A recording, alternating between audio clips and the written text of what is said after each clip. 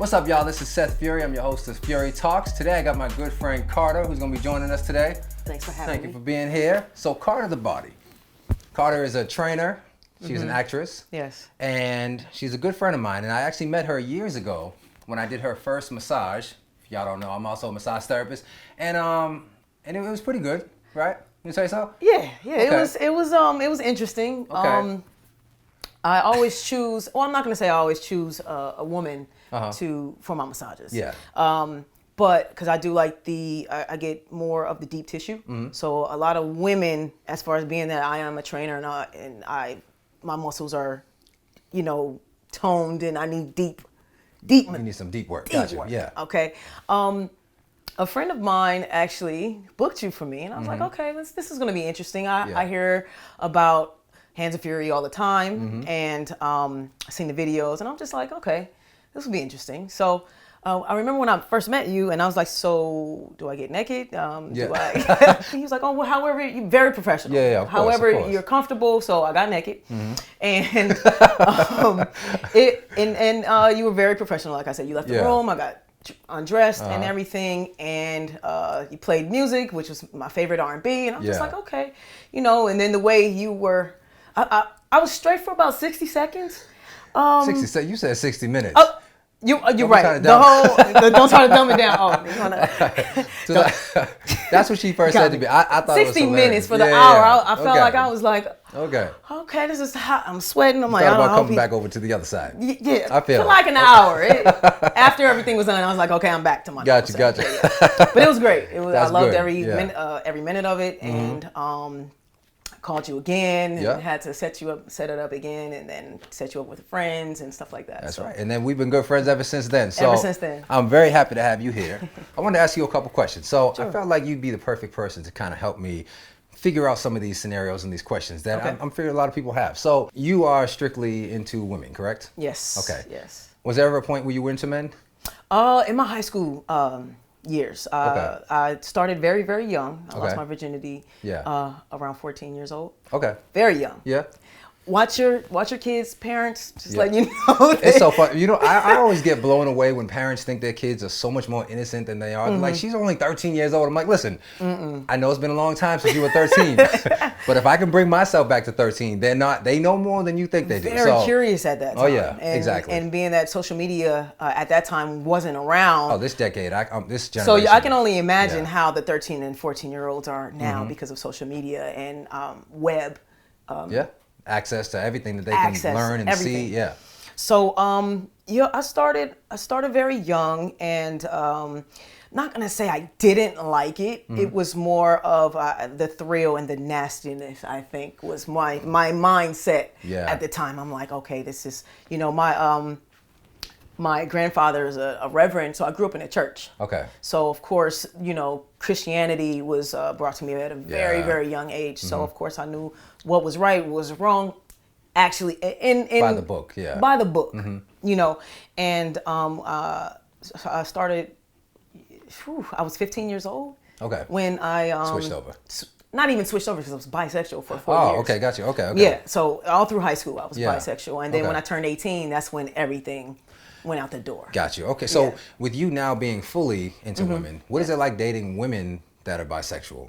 That's still like men. That's the crazy thing is, because I used to be bisexual in high school. So it were times where I had an itch. And like, okay, well, I'm to go with, I had options. Yeah, I had more options than, And in high school still, I was never feminine. Yeah. Ever, really. If I did wear anything feminine, it was just to please my mom, and my mom wouldn't buy things. I'm trying to picture you in a dress. Yeah, no, it's not. It's not. And plus I played ball. Right, I played varsity basketball since I was a freshman, so I was always in sweats and Jordans and stuff. Yeah. Boys still liked it. Yeah. So it was still all good. Yeah. And I would have an itch and go back and forth, but when I was 18. And I was just like, nah, this is for me. And I chose, it's not going to say, a lot of people say it's not a choice. It was more for me of me being comfortable. Yeah. When I went on a date with a guy and we went to the movies, and it's just more, okay, so I'm thinking in my head this whole time, how do I please him? Do I cross my legs and be feminine? Yeah. And I'm not naturally. So it would have been uncomfortable for me to try. And the whole time I'm in my head, how do I please him? Yeah. And I shouldn't be thinking that way this whole time. I'm young too. Yeah. And I'm just like, okay, so what do I need to do to make him like me more feminine? Yeah. And it just didn't work. Yeah. I'm not, and it's like you either like me for me, and I mean, I still have men hitting on me now. Yeah. But it's just more of I'm very, very comfortable sexually with a woman. I'm more myself. But if you came across a girl that hadn't quite decided that she wanted to go straight there, like, do you think that there'd be more difficulties in just the overall dating experience? It is difficult. Okay. Throughout. What do you think is like years. the biggest dilemma? Of course, women always going back to men. Okay. I've had that happen. I've had women cheat on me with a man, saying that that was her brother. Yeah. I'm sure you go through that. You know, men go through that too. Oh, it's just my brother. No. Yeah. They tend to go back, and I can't blame them. Yeah. You can't just cross over, or date a woman and you used to date men and just not think about that at all anymore. It's not going to happen. Well, because realistically, and you can correct me if I'm wrong, I feel like there's a difference between women that are born lesbian, that are just, from the time they're a baby, they just know this is who they are inside, opposed to the women that have just been burned out and dogged out by men so much that they feel like there's got to be another way. Let me just go. And I feel like, are those the ones that tend to go back to the men because they're not really true lesbians? And I don't feel like it's just like men dog me out. It's more of, I feel like it became a big trend. Okay. In the last few years. And so they're trying it. Yeah. And then they liked it and some stayed, some didn't. But I just feel that they have a tendency to go back more. So at the end of the day, they're going to marry a man. Yeah. That's how I feel. It's not 100% true. Please don't quote me, because sometimes that happens where a woman actually ends up being happy for the rest of her life with a woman. The bisexual ones, you think? The bisexual ones. Okay. But for the most part, they tend to go back to men. Yes. Okay. So that is a dilemma of, okay, so you're bisexual, right? So how do you, I'll have to interview them like, okay, so, I mean, I really have to know up front, like, you ready for this relationship or you just want to play around? Yeah. Because even myself, I've had difficulty dating bisexual women. Like, I know up front, it sounds like a good time. Oh, my girl got a girlfriend. I mean, people hype that stuff up until you're actually in it and you realize that she might actually have a girlfriend. Like, I dated a girl for about 2 years, and she always had this girl that came around.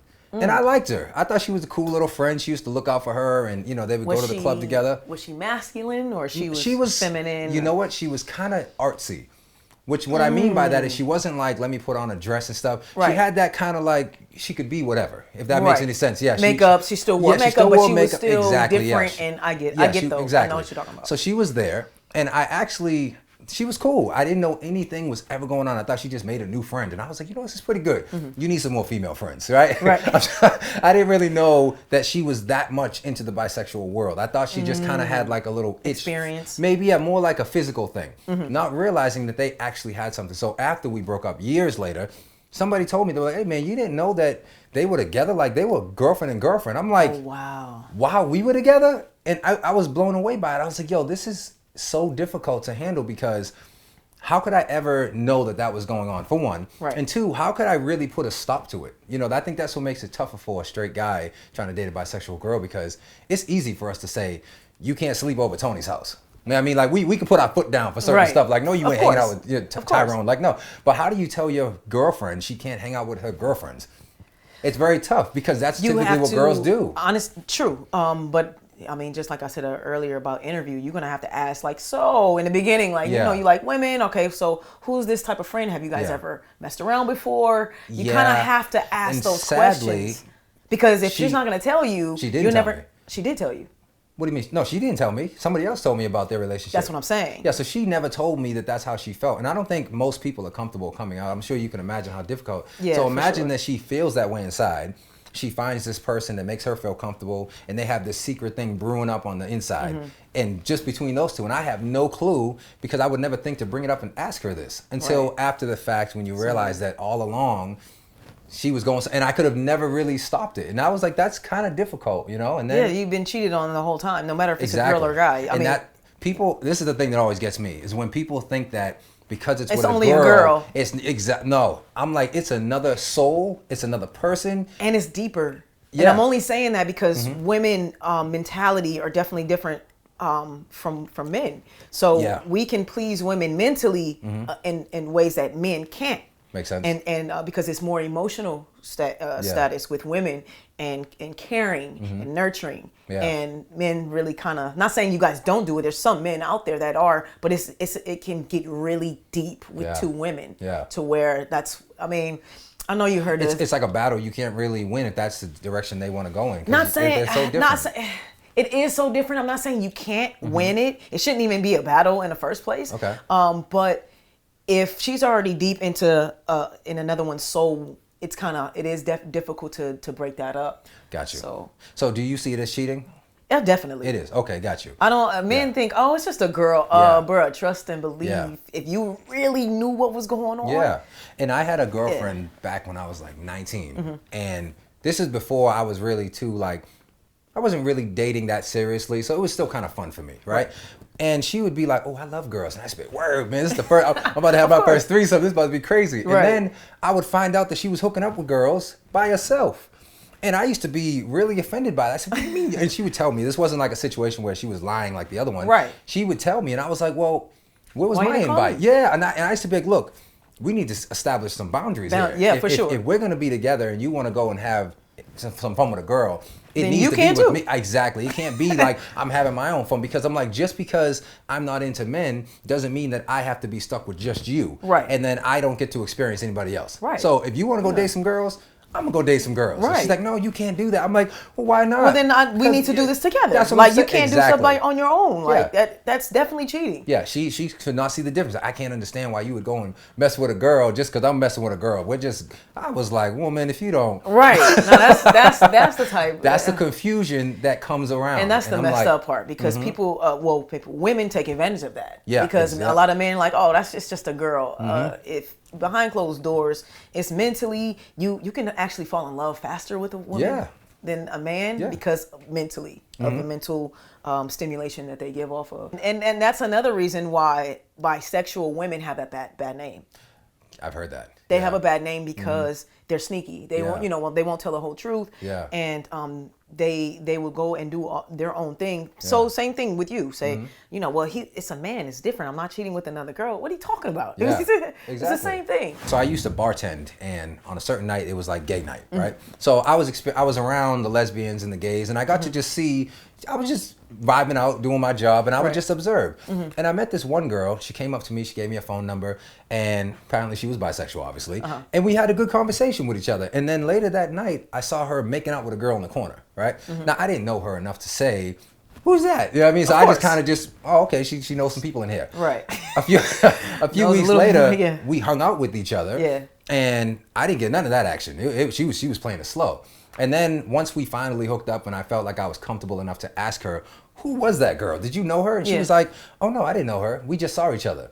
And she said, "It's different for lesbians." She said, because, when you see another girl and you just look at each other and you say, "We just vibe and we just make out." And it's so effortless. She said, "But with a man, you got to put in some work. You got to actually earn this type of stuff. But not with us. When it's girl on girl, we just see each other. We're like, I want to make out with you." And they just make out. A lot of straight women do that too, though. Really? A lot of straight women. They're I don't know if they do it for the cameras or there were no cameras. It was, but she was also bisexual, so it was a gay club. That's what I'm saying. Yeah. So I mean, a lot of girls do that. I don't. Really? Yeah. Yeah, no, I just can't just meet you and just make out with you. I don't. But I was just so intrigued by the dynamic of the fact that it's okay. The way that she downplayed the fact that she was interacting with another human just simply because they were the same sex. I was like, so it's just like complete set of rules. Nah, that's messed up too. Yeah, that's still like you not saying I'm not judging.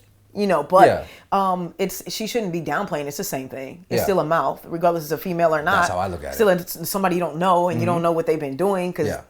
No, she could have just did some stuff behind the building, and you don't even know, and you're kissing it. So I don't feel like she should have downplayed it. I think that's wrong as well. But I mean, who am I to judge? So yeah. So question for you: do you think that it's right to write somebody off if your first sexual encounter with them was just terrible? That's a great question. It's not a deal breaker, I would give them another chance. Okay, that's fair. If the second chance was the same, it also depends on who it is. If I really like the person mentally, and it's just like maybe I can have the patience on teaching. Do you think somebody can be taught? I think I definitely, yeah, for sure. I done taught a few. You know what? Maybe you're the most grandmaster teacher I've ever met, but I've always believed that somebody who naturally can do something will never be as somebody who's taught, as good as somebody who's taught. Because it's natural. That's what I'm saying. Very sexual. Yeah, exactly. You can kind of teach them the fundamentals of, hey, you know, do this, open up a little wider, hey, you know, a little more of this. Yeah. But at the same time, if they don't really truly love it and they don't really know what they're doing and they're kind of just following instructions, I never feel like they're going to be as great as the ones that just know it. That is true. Yeah. But I will give them a chance again. Give them okay. But if the second time, if it's not happening, I'm going to be turned off. Yeah. And then I'm going to still be thinking of the best, or, you know, trying to find some. I would never put myself in a position to linger someone on just for the simple fact that I'm like, damn, she's cute, I like her, but the sex isn't great, but I'm never going to be fully happy with that. Yeah. I'm going to be honest. So it is a deal breaker, but if sometimes you can be extra drunk the first time. Yeah. And things, because that's happened to me before. Yeah. I've had. Well, drunkenness is a terrible first impression. I'll just put that out there. Yeah. This is why I don't drink that much. People always like, why don't you get drunk? I said, because I'd like to have a good time tonight. What's a good time to me? I might meet somebody tonight. You might have fun. We might go somewhere. I can't fully be myself if I'm being buzzed, though. A little slightly buzzed. Yeah. But if I'm dragging myself from car to car, you finally get with the girl you've been working with all night, and you got whiskey, like, you know what I mean? Like that's just not the move. Like, so I'm always just like, drink a little bit just to kind of like loosen you up a little bit, but at the same time be coherent and don't be a mess. And that's the perfect type of buzz anyway. I don't like to be belligerent. It's disgusting, and then you feel sick and you know. But that's happened before where we both were drunk, and the first time was terrible. Yeah, terrible. Second time, amazing. Okay. Amazing. You know what I mean? So it was more of. You know, and then therefore on out, I was like, oh, okay, the first time was just a fluke. Okay, well, I think that's fair. I think not only could it be the circumstances of liquor and where you first did it, but a lot of times it could be nerves. Definitely. Nerves, and because the first time you do it, I'm not, even for me, I mean, I've been doing this a long time, I still feel a certain amount of pressure. Right, especially if it's someone you really like. It's your first time and you really like that person and you know you have to perform to the best of your ability. Now, once you do the first one good, now all the worries are gone. You're like, I already proved myself. Exactly. Now I'm gonna come here and tear this up. Yeah. And then the second time is usually a lot better. But that first one, I give it. It could be some nerves. You know what I mean? So certain things I'll give a pass to. But second time it's a wrap. The second time, but then it depends on what it is you're giving a pass to. Like if it's just a matter of, let's say, if you're drinking too much, a lot of times it can dry you up a little bit, right? So that's something now you have an anatomy problem. Not a problem, but it's like it's an anatomy issue that isn't really your fault. Right. That could be changed on the second time around. For sure. But if it's a matter of you just having no clue what you're doing, I don't think you're gonna just come back as Superwoman the next time around. You're gonna have to really be like, Jesus, that was. Definitely. Definitely. So it was a waste. Yeah. Since I have Carter here, I wanted her to just kind of open it up and ask me a question. Usually we take questions from you guys, but now we're going to do something slightly different. So what can I do for you, Carter? You can do a lot for me. You know. No, being that you are a very handsome guy, right? You're nice lips, nice teeth, nice eyes. You know what I mean? Built nice, tall. I know for a fact that you have a lot of women. And you're successful at that. You're just not only physical, you're smart and you're, intelligent and successful. I know there's a lot of women that are after you. Okay. Some people hit me up in my DM about you a lot. So, who's that? Can you get me? I'm like, oh God. Okay. So I have a question because I know you get it all the time. And say there's a beautiful woman and you're attracted to her, but she's the one coming on to you and she's a little aggressive and a little, I guess you could say, too thirsty, because that can be a turnoff for me. Yeah. And I've had beautiful women and I'm like, dang, I would definitely take you home, but it's just like, I'm turned off because how thirsty you are. So have you ever encountered anything like that? And it's a balance between, I don't like a girl that's too standoffish or stuck up, as you would see it, to where they're unapproachable. Right. But you also don't want to be too thirsty, as you put it, because then it kind of rubs off in a certain sense where it's just like, what's wrong with her? Like, right. You look this way and I imagine you being this way, but you're acting like somebody who doesn't look like this. So there's got to be something that I'm missing. And then usually, down the line, if you were to take that on, you'd find out. Right. Either she's crazy or there's something about her that you missed. Because I just feel like a certain woman who is aware of, what she has to offer and she's not going to be thirsty. She's going to be confident and she'll be, conversational. You guys can talk, but a level of thirst is a turnoff. Right. And that'll just make me be like, there's something up with her. I don't know what it is. So that's happened to you? It happened. So how did you react to it? So I just walk away. I mean, I might entertain it, but if they're like hanging on you and they're just like, I'm just like, all right, like you're doing too I much. was actually into you and I was probably about to come talk to you. Right. But you just switched it all up and now I kind of lost interest because it was just too much. How do you know when is too thirsty? And it has to be something that's reciprocated. If you don't feel that energy coming back to you and it's just you pushing, then you're doing too much. Guys are generally what would be expected to be the ones making those moves. Right. So when it is switched, I feel like it has to be a little bit more elegant in the way that it's done. Right. It can't be just like a dude. You know what I mean? Like dudes are known for being that aggressive type. So if you're going to be a girl and you want to approach a guy, then do it in a way that's a little more feminine in a sense, where it's just like a little slight flirt, maybe a little smile from across the room. What do you mean? How would you approach a girl? Well, see, I don't really. Here's the thing. They come to you. Oh, yeah, when it comes, I'm not that dude that has the pickup lines. I've never been that type of way. I lock eyes with them a couple times. Make sure that I know it's, something that I'm gonna, it's gonna be a home run.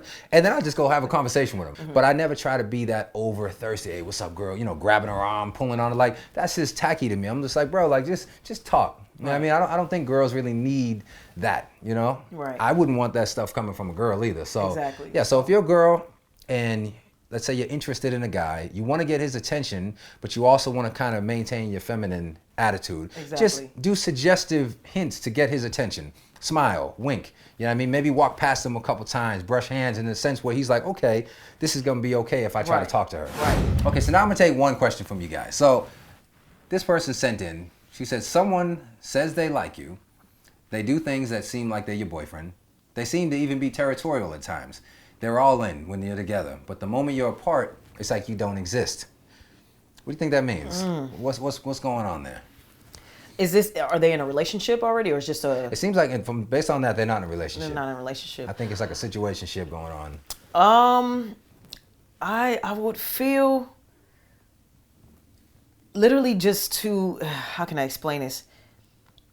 If you're in a relationship or you're trying to get a relationship out of that, I don't feel like that's a good move. If it's more of a friend with benefits type of thing, because that's what usually happens when you're friends with benefits. You treat your friend a certain way because you care for them, but you don't want a relationship with them, but you like the sex and you care for their well-being. So when you're around each other, it's more of, okay, I care for her, we're having sex, relations and everything, but we're not together, so I'm going to do my own thing outside of this and I'll talk to you later type of thing. That's how I feel. I guess the way I look at it, it seems like she's being led on, obviously. She's being led on to the sense where she's feeling like she's in a relationship while they're together.